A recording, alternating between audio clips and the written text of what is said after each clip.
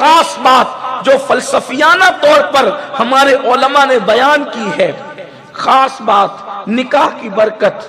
دیکھو جو نماز شروع کرتا ہے تو جب تک اس کی نماز باقی رہتی ہے ہر لمحہ اس کا ثواب میں شمار ہوتا ہے. تکبیر تحریمہ سے لے کر سلام پھیرنے تک وہ نماز میں ہے اور اس کا ہر لمحہ عبادت اور ثواب لکھا جا رہا ہوتا ہے.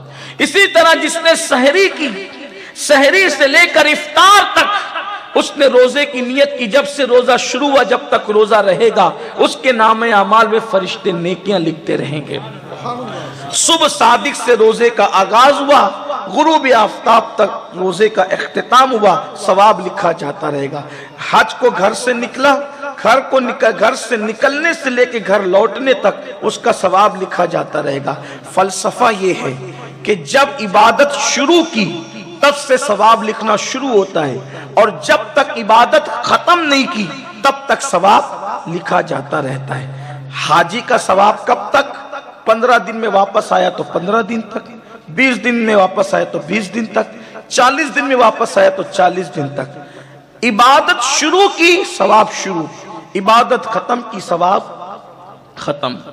اب نکاح اس عبادت کا نام ہے کہ وہ 5 منٹ کے لیے نہیں ہوتا، وہ 10 منٹ کے لیے نہیں ہوتا، وہ آدھے گھنٹے کے لیے نہیں ہوتا، 1 دن کے لیے نہیں ہوتا، زندگی بھر کے لیے ہوتا ہے.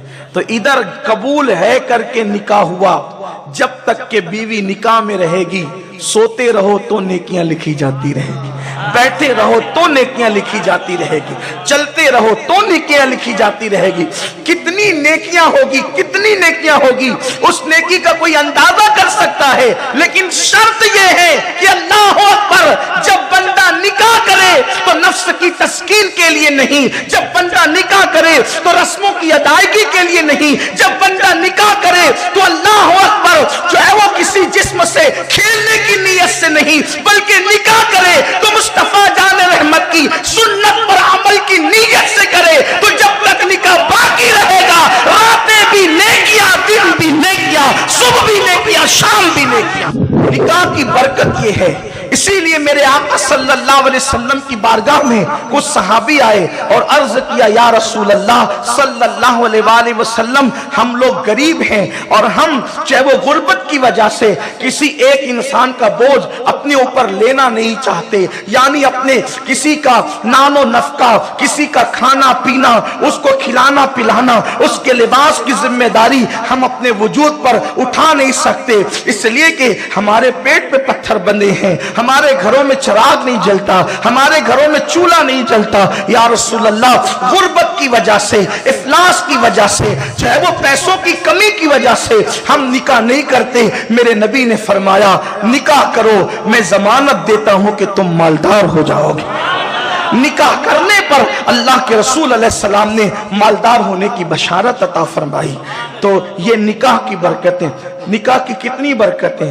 ایک تو آدھا ایمان محفوظ ہو جائے، دوسرا نگاہیں جھک جائے. اللہ کے رسول علیہ السلام فرماتے ہیں نکاح کی وجہ سے نگاہیں جھک جاتی ہیں، نگاہوں میں حیا پیدا ہو جاتی. تیسری بات یہ کہ نکاح کی برکت سے انسان مالدار ہو جاتا ہے. لیکن مالدار ہونے کے لیے نکاح نہیں کرنا، حضور کی سنت پر عمل کرنے کے لیے نکاح. اس لیے کہ ان کی سنت میں جو برکت ہے، ان کی سنت پر عمل کرنے میں جو فائدہ ہے، اس سے بڑا فائدہ اور کیا ہے. یہ ساری چیزیں تو پھر دوسرے نمبر پر ہے. تو نکاح میں مال میں برکت. تیسری چیز فقی ابو اللہ سمرقندی لکھتے ہیں کہ کنوارا انسان یا کنوارا مرد یا کنواری عورت، یعنی بغیر شادی شدہ کے جو 2 رکعت پڑھتے ہیں تو عام حالات میں ان کو 2 ہی رکعت کا ثواب ملتا ہے. شادی کے بعد 2 رکعت پڑھیں تو اللہ انہیں 70 رکعتوں کا ثواب عطا فرمائے. فقی ابو اللہ سمرقندی مزید لکھتے ہیں کہ اگر کوئی شخص اپنی بیوی کے قریب بسم اللہ کے ساتھ جائے اور وظیفہ زوجیت ادا کرے اور نیت یہ کہ حضور کی امت کو بڑھائے، اور پھر اللہ اسی وقت اسے اولاد کی بشارت دے دے، اور پھر اس کو اگر اولاد پیدا ہو تو اس کی وہ اولاد جب تک زمین پر زندہ رہے گی اس کی اولاد کی ہر سانس کے بدلے اس کے ماں باپ کو 60 سال کی عبادت کا ثواب عطا کیا جاتا رہے. ہر سانس کے بدلے 60 سال کی. سانس کسے کہتے ہیں؟ انسان 1 منٹ میں کتنی مرتبہ سانس لیتا ہے؟ ہر سانس کے بدلے. لیکن صرف نیت یہ ہو، پہلی بات بسم اللہ کے ساتھ جائے، دوسری بات امت محمدیہ میں اضافے کی نیت ہو، تو کتنی بڑی برکتیں نصیب ہو.